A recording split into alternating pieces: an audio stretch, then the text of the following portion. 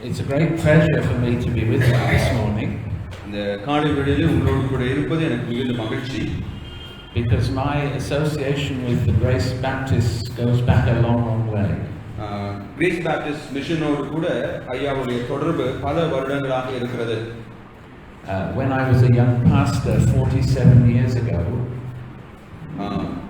இவர் ஒரு இளம் போதகராக 47 வயதிலே ஊழியம் செய்து கொண்டிருந்த போது I very quickly got associated with the Grace Baptist Mission because the church I was at was supporting them. ஐயா ஊழியம் செய்து கொண்டிருந்த சபை கிரேஸ் பேப்டிஸ்ட் மிஷன் ஊழியங்களை தாங்கி வந்தபடினாலே இவருக்கும் கிரேஸ் பேப்டிஸ்ட் மிஷனுக்கும் ஒரு தொடர்பு உருவானது. And I especially got to know some of your retired missionaries. அந்த கிரேஸ் பேப்டிஸ்ட் மிஷன்ல இருந்த ரிட்டையர்ட் மிஷனரிஸ் ஒரு சிலரை ஐயா பார்க்க முடிந்தது. I got to know Philip Christ. Philip Christ ஐயாவை தெரியும் இவருக்கு. And Wilfred Kurt and I used to study Hebrew together. Wilfred Kurt ஐயரும் இவரும் ஒன்றா சேர்ந்து எபிரேய மொழியை படிச்சிருக்காங்க. And John Appleby and I were involved in a number of projects. John Appleby ஐயா அவர்களும் இவரும் சேர்ந்து சில திட்டங்களில் ஒன்றாக பணியாற்றி இருக்கிறார்கள். One of those was to train a couple of your young pastors who now must be very old, back then in the early 1980s. Oh, okay. So I think my dad was one of them.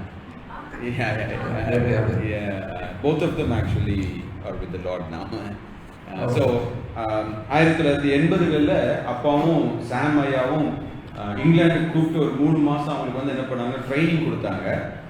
அவங்களுக்கு training கொடுத்துருக்காரு ஐயா அப்பாவுக்கும் சாம் ஐயாவுக்கும். We'd have been very happy if he was here today. Oh, that's wonderful. And of course I was also involved in the work which has led to the book on Exodus. அதே போல அந்த யாத்ராகம புத்தகத்தை எழுதுவதிலும் அவர் கிருபை வேதாகம அந்த கிருபை. I had no idea that 40 years later I would be here. அந்த புத்தகத்தை எழுதி 40 வருஷம் கழிச்சு இந்த சபையில வந்து நான் பிரசங்கம் பண்ணுவேன் நான் எதிர்பார்க்கவில்லை. But it's quite exciting to have come, as it were, full circle. வாழ்க்கை ஒரு சக்கரம் சொல்லுவாங்க, சுழற்சி, அதுதான். I'd like to share with you this morning from Psalm 1. இந்த நாளிலே சங்கீதம் 1 உங்களோடு கூட நான் பகிர்ந்து கொள்ள விரும்புகிறேன். The Old Testament is a story, a love story. பழைய ஏற்பாடு கதைகளின் கதை என்று நாம் அழைக்கலாம். It's a story of God's love and grace towards people who don't deserve it. கடவுளுடைய அன்பை பெற்றுக்கொள்ள தகுதி இல்லாதவர்கள் மீது கடவுள் பாராட்டும் கிருபையும் அன்பையும் வெளிப்படுத்தும் புத்தகம் அது. And it's always focused upon the hope that is to come in the Lord Jesus. நம்முடைய ஆண்டவராகிய இயேசு கிறிஸ்துவுக்குள்ளாக நமக்கு இருக்கின்ற நம்பிக்கையை வெளிப்படுத்துகிற புத்தகம் தான் பழைய ஏற்பாடு. And in that context we have the book of Psalms. அந்த சூழலில் தான் சங்கீதம் 1 நமக்கு கொடுக்கப்பட்டிருக்கிறது. This is the hymn book of the people of God. இந்த சங்கீத புத்தகம் தேவனுடைய பிள்ளைகளின் பாடல் புத்தகம். It's the hymn book of those who know the love and the grace of God. தேவனுடைய அன்பையும் கிருபையும் அறிந்தவர்களின் பாடல் புத்தகம் அது.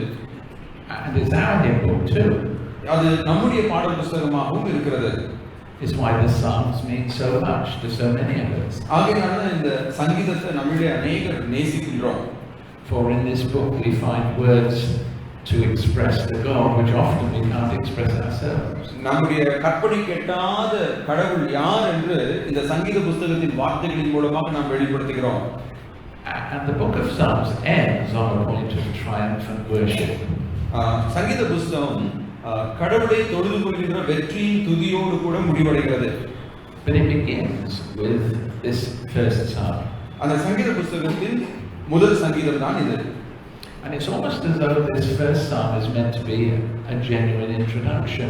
இந்த முதலாம் சங்கீதம் சங்கீத புத்தகத்தின் பொதுவான அறிமுகமாக இருக்கிறது. If we wish to worship and serve God as He wishes us to do, தேவன் விரும்புகிற பிரகாரமாக நம்முடைய ஆராதனை இருக்க வேண்டும் என்றால் this psalm sets out the boundaries of that service and worship. கடவுளை தொழுது கொள்பவர்கள் எப்படி இருக்க வேண்டும், எப்படி ஆராதிக்க வேண்டும் என்ற அறிமுகத்தை நமக்கு கொடுக்கிறது. So if you and I are serious about God, நீங்களும் நானும் கடவுளை குறித்து கருத்துள்ளவர்களாய் இருப்போமே என்றால் we ought to be serious about Psalm 1 too. இந்த சங்கீதம் 1 குறித்து மிகவும் கருத்துள்ளவர்களாய் இருக்க வேண்டும். Now the psalm begins with the word blessed. இந்த சங்கீதத்துல ஆசீர்வதிக்கப்பட்டவன் என்ற பதம் பயன்படுத்தப்படுது, பாக்கியவான். And in the English language that word has become debased. ஆங்கில மொழியிலே blessed என்று சொல்வார்கள். அது முற்றிலும் அந்த அர்த்தத்தை நம் எபிரேய அர்த்தத்தை விளக்கவில்லை. We use it all the time. இந்த பாக்கியவான் என்ற வார்த்தை blessed வந்து அடிக்கடி நம்ம பயன்படுத்துவோம். And we actually forget what it means. இந்த பாக்கியவான் அப்படிங்கறதுடைய உண்மையான அர்த்தத்தை நம்ம மறந்து போயிட்டோம். When the Bible uses the word blessed, it means this. வேதம் பாக்கியவான் என்ற பதத்தை பயன்படுத்தும் போது இந்த அர்த்தத்தை தான் பயன்படுத்துகிறது. It refers to someone we should be jealous of. அது நம்ம பார்த்து பொறாமைப்படக்கூடிய ஒரு நபர் அவர். A condition that we should genuinely want for ourselves. நாம் ஒவ்வொருவரும் பாக்கியவான்களா இருக்க வேண்டும் என்று வாஞ்சிக்கிறவர்களா இருக்க வேண்டும். Something that is good. பாக்கியவான் என்பது நல்லது. And so this psalm begins by reminding us that the godly life is a good life. இந்த சங்கீதம் ஆவிக்குரிய வாழ்க்கை, தெய்வ பயமுள்ள வாழ்க்கை ஒரு நல்ல வாழ்க்கை என்பதை நமக்கு நினைவுபடுத்துகிறது. It's a life that not only we should enjoy, அது நாம் மட்டும் அனுபவிக்க வேண்டிய ஒரு வாழ்க்கை அல்ல, but those outside of the church should see as something that is desirable. நம்மை பார்த்து நம்மை போல பிறரும் வாழ வேண்டும் என்று வாஞ்சிக்க வேண்டிய ஒரு வாழ்க்கை. So to be a genuinely godly person is to be a blessed person. அப்போ ஒரு உண்மையான தெய்வ பயமுள்ள மனிதன் ஒரு பாக்கியவானாய் இருக்கிறான். But how are we to be blessed? நாம் எப்படி பாக்கியவான்களாக இருக்க முடியும்? Now the first verse of Psalm 1 சங்கீதம் 1 இவ்வாறு கூறுகிறது, sets before us some negative things. இங்க நாம் செய்யக்கூடாத சில காரியங்களை குறித்து கூறப்பட்டிருக்கிறது. If we're to be blessed, we're not to do certain things. நாம் ஆசீர்வதிக்கப்பட வேண்டும் என்றால் சில காரியங்களை செய்யக்கூடாது. I have no knowledge at all of Tamil poetry. Tamil பாடல்கள் இலக்கியத்தை குறித்து எனக்கு அதிக அறிவில்லை. So I don't know how Tamil poetry rhymes. எப்படி தமிழ் இலக்கியங்கள் எழுதப்பட்டிருக்கு அப்படின்னு சொல்லி எனக்கு தெரியாது. In English it is usually syllables and rhymed words. ஆங்கிலத்துல வந்து பாத்தீங்கன்னா அந்த அடுக்கு மொழின்னு சொல்லுவோம், அடுக்கு மொழியை அதிகம் பயன்படுத்துவார்கள். In the Hebrew language in which Psalm 1 was written, it's different. ஆனால் இந்த முதலாம் சங்கீதம் நம் இலக்கியங்களை காட்டிலும் சற்று வித்தியாசமாக எழுதப்பட்ட சங்கீதம். Rhythm is established by stressed syllables.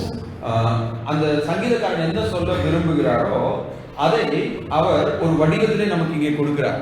And more important, what I'm sharing with you today, by stressed by parallel ideas.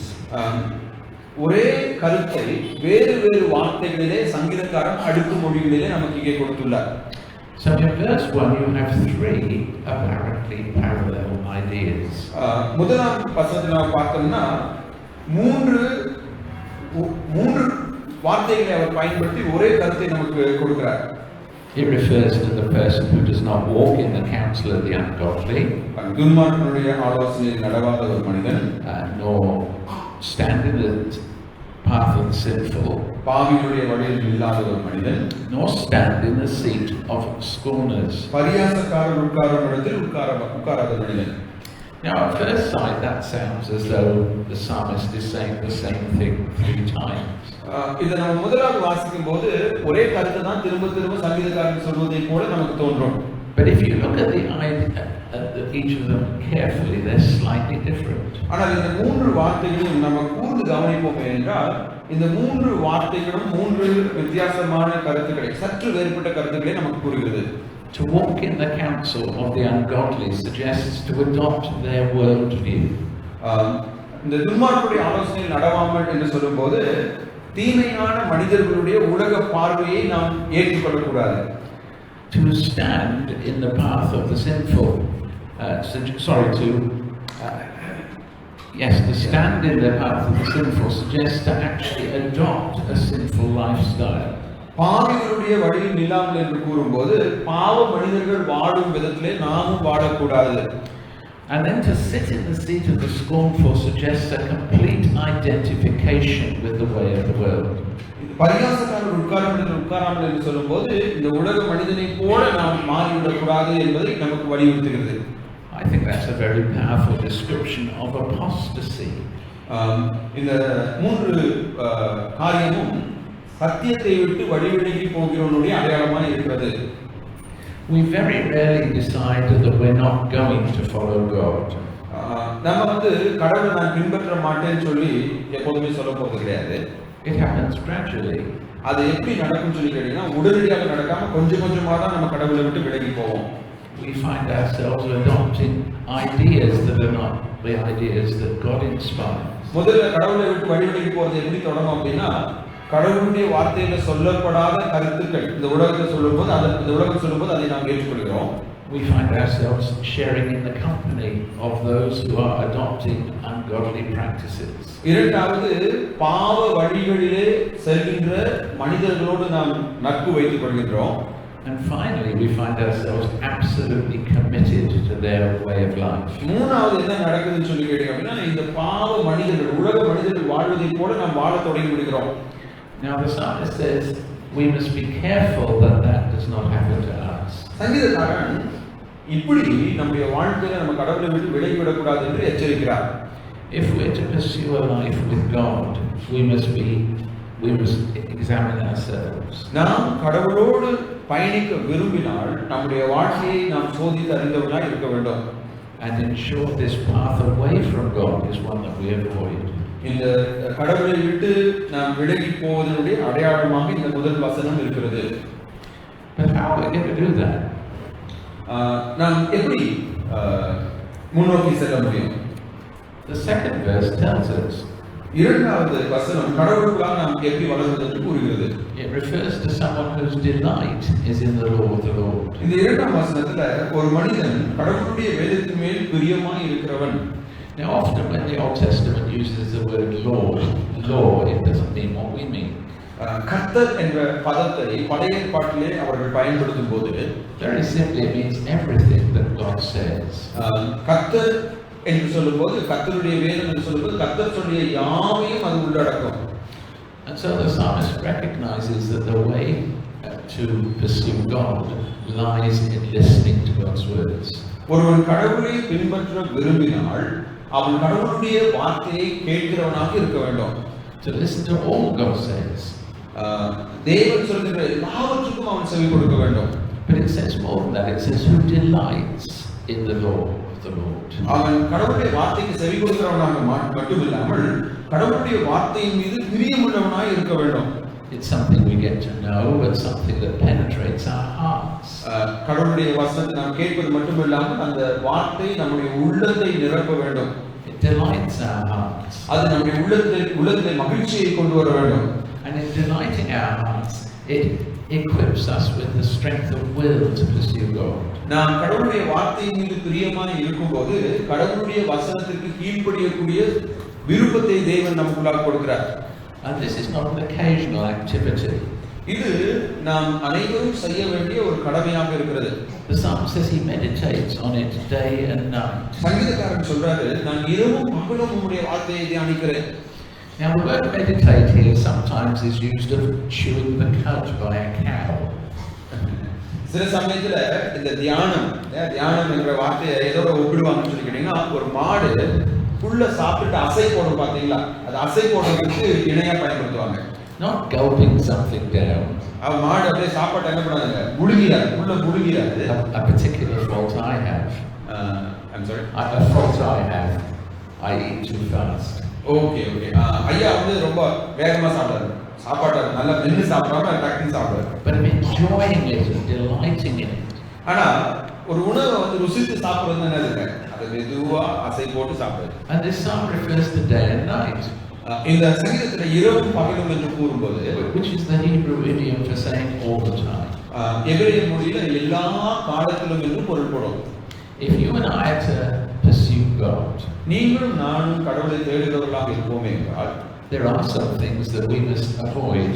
நாம் ஒரு சில காரியங்களை விட்டு விலக வேண்டும். But more than that, there are some of those things that we must positively pursue. நாம் ஒரு சில காரியங்களை விட்டு விலகினால் மட்டும் போதாது, ஒரு சில காரியங்களை நாம் பற்றிக் கொள்ள வேண்டும். We pursue God in His Word. நாம் கடவுளுடைய வசனத்தை தியானித்து அதன் மூலம் அவரை அறிந்து கொள்ள வேண்டும். We delight and feed on it on a day-by-day basis. நாம் கடவுளுடைய வசனத்தை நேசித்து அனுதினமும் அதை நாம் தியானிக்கிறவர்களாக இருக்க வேண்டும். And we find that it delights our souls. அந்த தேவனுடைய வசனத்தினால் நம்முடைய ஆத்துமா திருப்தியாக இருக்க வேண்டும். And in delighting our souls, it draws us nearer to God. நாம் அந்த வசனத்திலே பிரியமாய் இருந்து நம்முடைய ஆத்துமாவிலே மகிழ்ச்சியாக இருக்கும்போது நாம் கர்த்தரை நெருங்குகிறோம். So in verse 3, the psalmist begins to explain some of the consequences of such a life. இப்போ ஒரு மனிதன் கடவுளுடைய வசனத்தின் மீது பிரியமாய் அதில் தியானமாய் இருந்தால் அவனுடைய வாழ்க்கை எப்படி இருக்கும் என்று 3ஆம் வசனம் விவரிக்கிறது. The psalmist says a genuinely spiritual life is like that of a tree planted by an irrigation channel.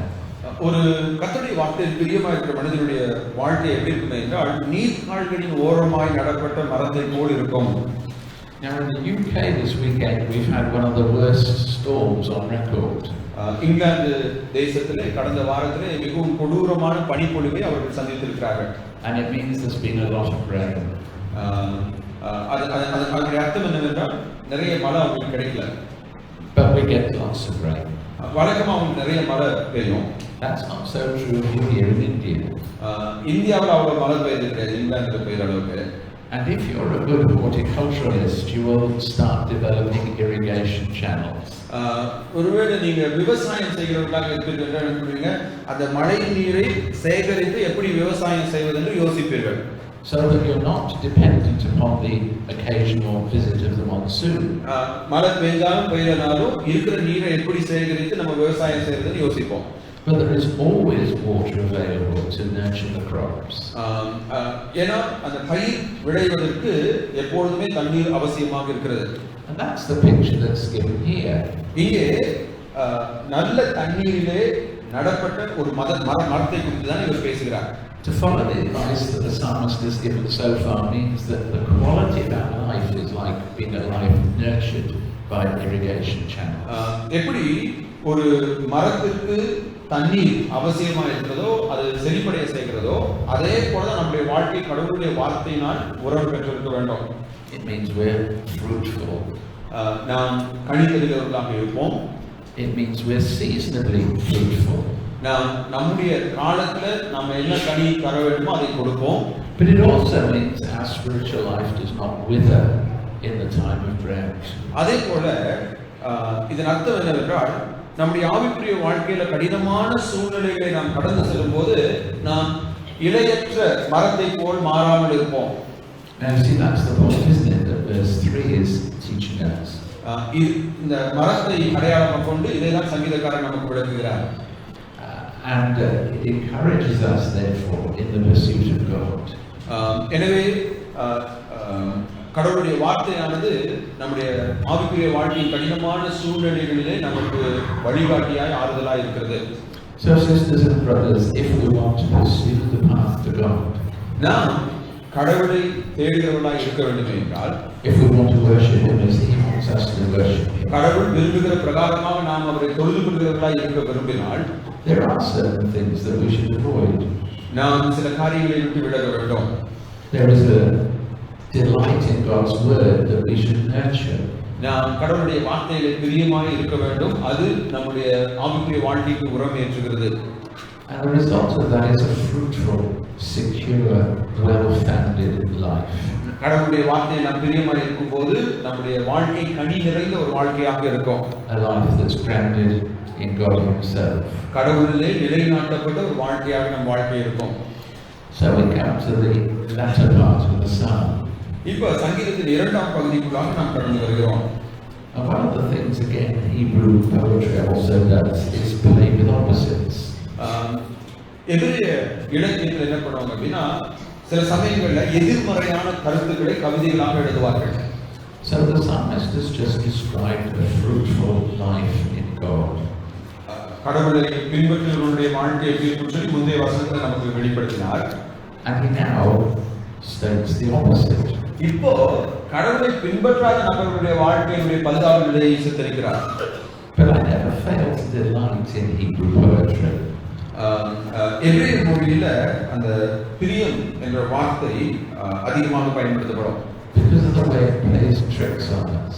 ஏன்னா சில சமயத்தில் இந்த பிரியம் என்ற வார்த்தையை நம்ம தவறாக புரிந்து கொள்ளவும் கூடும். So we've just had the righteous described in terms of irrigation channels. இப்போ ஆசீர்வதிக்கப்பட்டவன் என்பதை நீர்க்காலின் ஓரமாய் நடப்பட்ட மரத்துக்கு ஒப்பாக பேசினார்.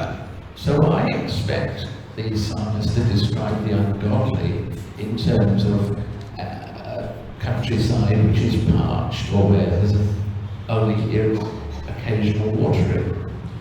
அப்போ நான் வந்து என்ன யோசிச்சேன் அப்படின்னா, இப்போ கடவுளுக்கு பயந்தவொடனே நீர்க்காலின் ஓரமாய் நடப்பட்ட மரம் என்று சொல்லும்போது, கடவுளுக்கு பயப்படாத ஒரு மனிதனை வறண்ட ஒரு மரம், கனியற்ற ஒரு மரம் என்று கூறுவார் என்று நினைத்தேன். But you notice that's not what happens. ஆனால் சங்கீதக்காரன் கடவுள் பயமற்றவனே அப்படி சித்தரிக்க கிடையாது. The irrigated plant is contrasted with chaff. ஒரு நல்ல விவசாயம் செய்கின்ற இடத்துல பதரும் காணப்படும். Now I don't know much about winnowing. அதாவது இந்த தானியத்தை வந்து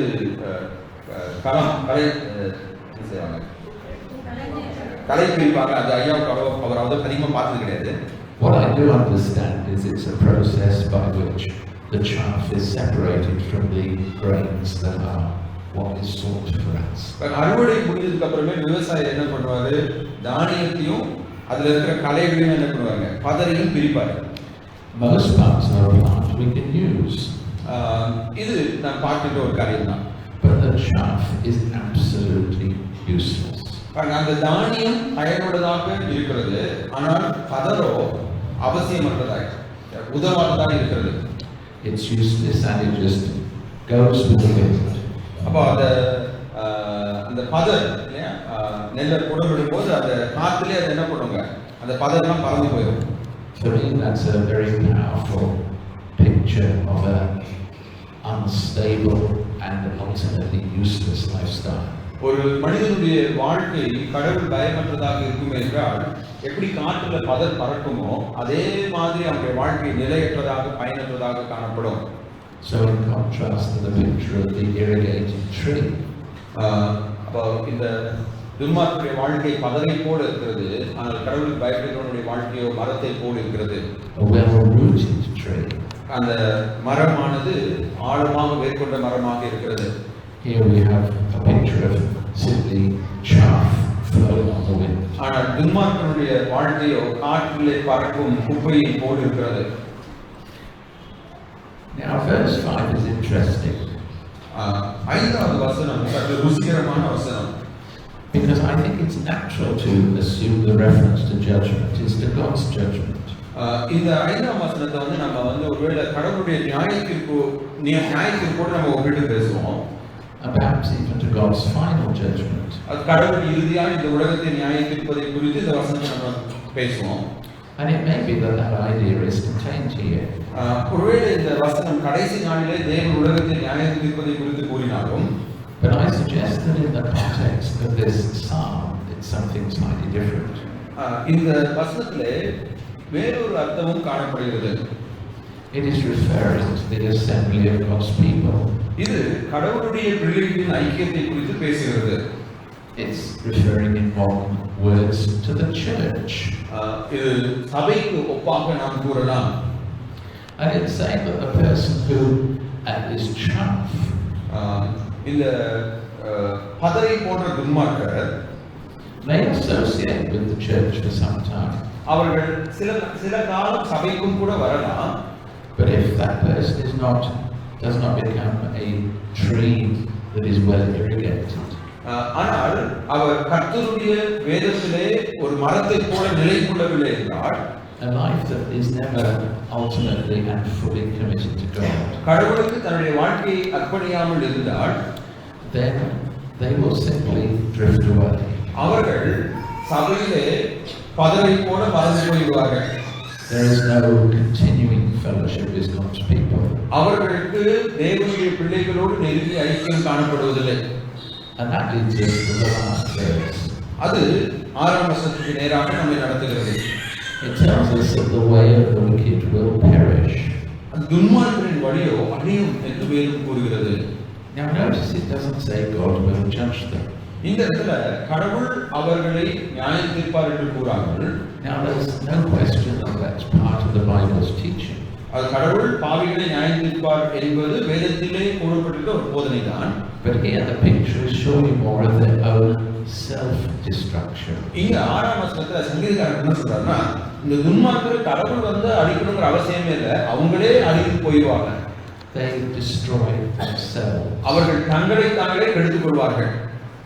So this psalm is a very powerful warning. இந்த முதலாம் சங்கீதம் ஒரு மிகப்பெரிய எச்சரிக்கையாக இருக்கிறது. It's an invitation to all of us to pursue God. நாம் ஒவ்வொருவரும் கடவுளை பின்பற்றும்படியான ஒரு அழைப்பு இது. And it sets before us the principles by which that may be achieved. நாம் எப்படி கடவுளை பின்பற்ற வேண்டும் என்ற பாடத்தை நமக்கு இந்த சங்கீதம் கற்றுக் கொடுக்கிறது. But it's also a very stern warning. அதே போல இந்த சங்கீதம் ஒரு மிகப்பெரிய எச்சரிப்பை நமக்கு கொடுக்கிறது. It warns us that there are only two ways. அது இந்த உலகிலே ரெண்டே ரெண்டு வழிகள் மட்டும்தான் உண்டு என்று நமக்கு கூறுகிறது. We can either pursue God, நாம் ஒன்று கடவுளை பின்பற்றி செல்லலாம், or we can serve ourselves. இல்லை என்றால் நாம் நம்முடைய விருப்பத்தின்படி வாழலாம். But if we serve ourselves, நாம் நம்முடைய விருப்பத்தின்படி வாழ்வோமே என்றால் ultimately that leads to self-destruction. நம்மை நாமே கெடுத்துக் கொள்கிறவர்களாக இருப்போம். And many of us have seen many lives destroyed. இந்த உலகிலே அநேகர் தங்களுடைய வாழ்க்கையை தாங்களே கெடுத்துக் கொண்டவர்கள் இருக்கிறார்கள். Of those people who have not pursued God. கடவுளை பின்பற்றாதவர்கள்.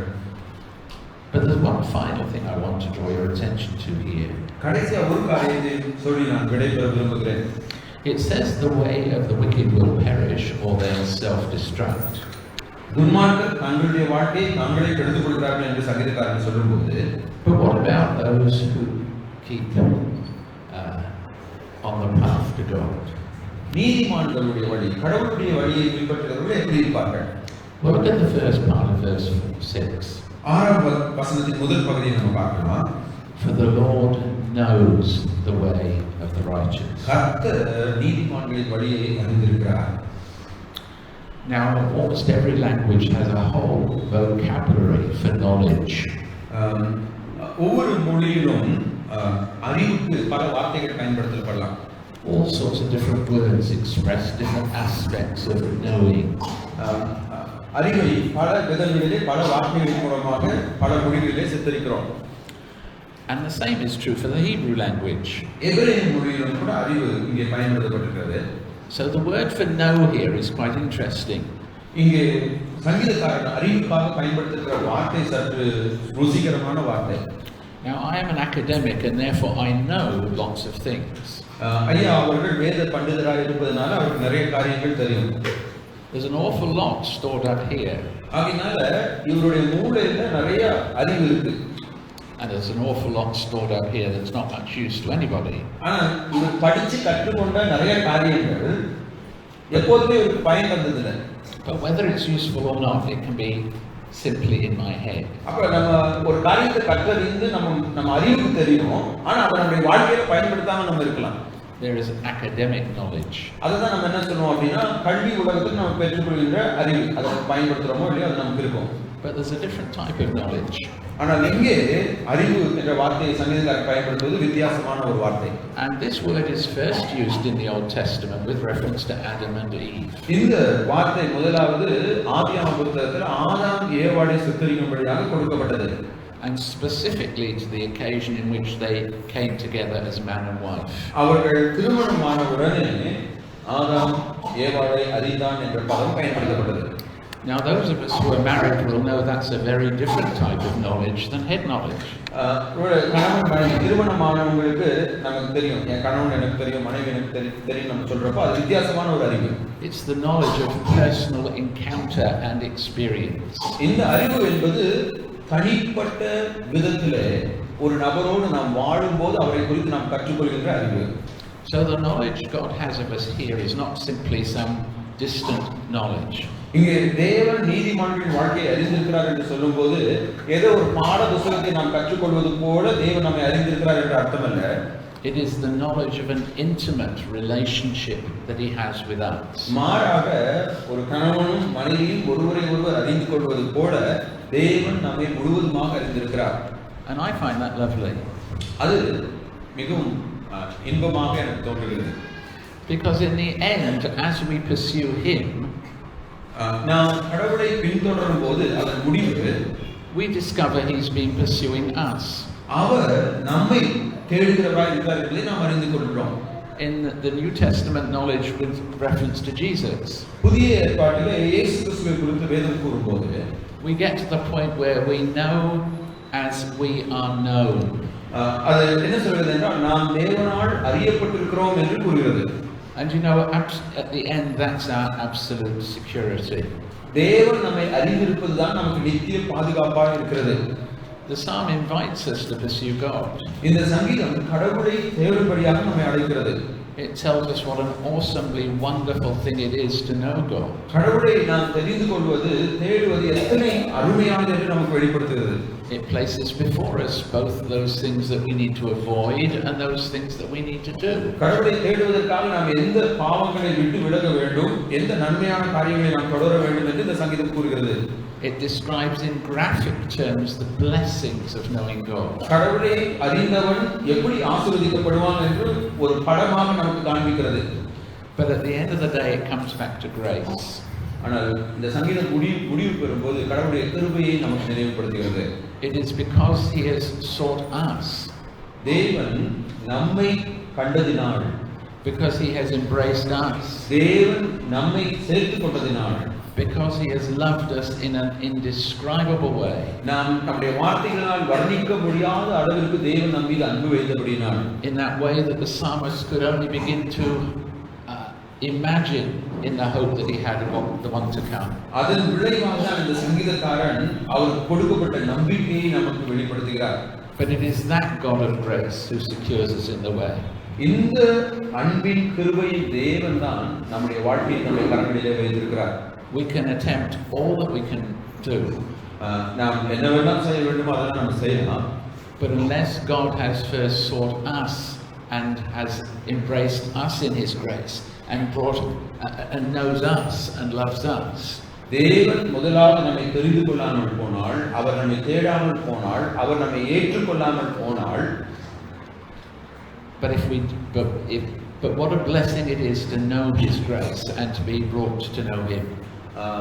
அவரால் நாம் அறியப்பட்டு, அவரால் நாம் அவரோடு கூட சேர்த்துக் கொள்ளப்பட்டிருக்கிறது எத்தனை பெரிய பாக்கியமாய் இருக்கிறது. To know that he has sought us and knows us, அவர் நம்மை அறிந்து, நம்மை தேடி, நம்மை கண்டுபிடித்திருக்கிறார் என்பது ஆச்சரியமான ஒரு காரியம். that he knows us better than we know ourselves. நம்மை குறித்து நமக்கு என்ன தெரியுமோ அதை விட அதிகமாக நம்மை குறித்து கடவுளுக்கு தெரியும். Embraces us in his arms, அவர் நம்மை தன்னுடைய கரங்களிலே கட்டி அணைத்திருக்கிறார். so that our every pursuit after him எனவே நாம் அவரை பின்தொடரும் போது is one in which he himself equips us to draw near to him. நாம் அவரை பின்தொடர்ந்து அவரை அறியும்படியான பலத்தை அவரே நமக்கு கொடுக்கிறார். And so we come to the end of Psalm 1. இது இந்த சங்கீதம் 1 நிறைவாக இருக்கிறது. And Psalm 1 is a bit like a door. I'm sorry, it's a bit like a door. சங்கீதம் 1 ஒரு வாசல் கதவை போன்றது. It brings us to the threshold of the worship of God. இந்த கதவின் வழியாக நாம் நுழைந்து கடவுளை தொழுது கொள்ளும் மிகப்பெரிய களஞ்சியமாகிய சங்கீத புத்தகங்களை அறிந்து கொள்கிறோம். And it says to you and me, if we're serious about this, நாம் கடவுளை தொழுது கொள்வதை குறித்து கருத்தாய் இருப்போமே என்றால், then all that follows in the book of the Psalms is for us too. இதற்கு பின் வருகின்ற எல்லா சங்கீதங்களும் நமக்காக அருளப்பட்டவை.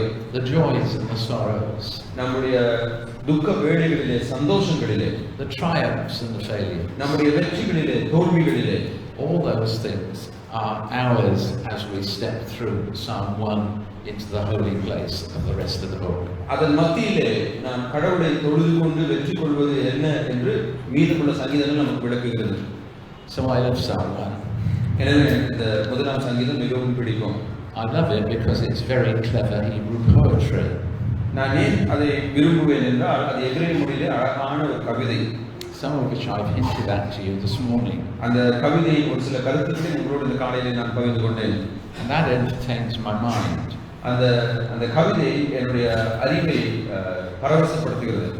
But far more important is the message it teaches us. ஆனால் அந்த கவிதையை காட்டிலும் அது கொடுக்கும் செய்தி மேலானது. Brothers and sisters, pursue after God. பிரியமான சகோதர சகோதரிகளே, கர்த்தரை தேடுங்கள். And you will discover that in that pursuit He has been pursuing and equipping you. நீங்கள் கடவுளை தேடும்போது முதலாவது கடவுள் உங்களை தேடி கண்டுபிடித்திருக்கிறார் என்பதை உணர்ந்து கொள்ள முடியும். And discovering that you will find blessing indeed. அந்த கடவுளை நாம் தேடும்போது அதில் உள்ள ஆசீர்வாதங்களை நாம் கண்டறிய முடியும். So may you be blessed. எனவே நீங்கள் பாக்கியவான்களாய் இருக்கும்படியாக உங்களை ஆசீர்வதிக்கிறேன். May I be blessed. நானும் கடவுளால் ஆசீர்வதிக்கப்படலாம். But in the sense of blessing that this psalm opens up before us. எப்படிப்பட்ட ஆசீர்வாதத்தினால் இந்த சங்கீதம் கூறுகின்ற ஆசீர்வாதத்தினால் நாம் ஆசீர்வதிக்கப்படுவோமாக.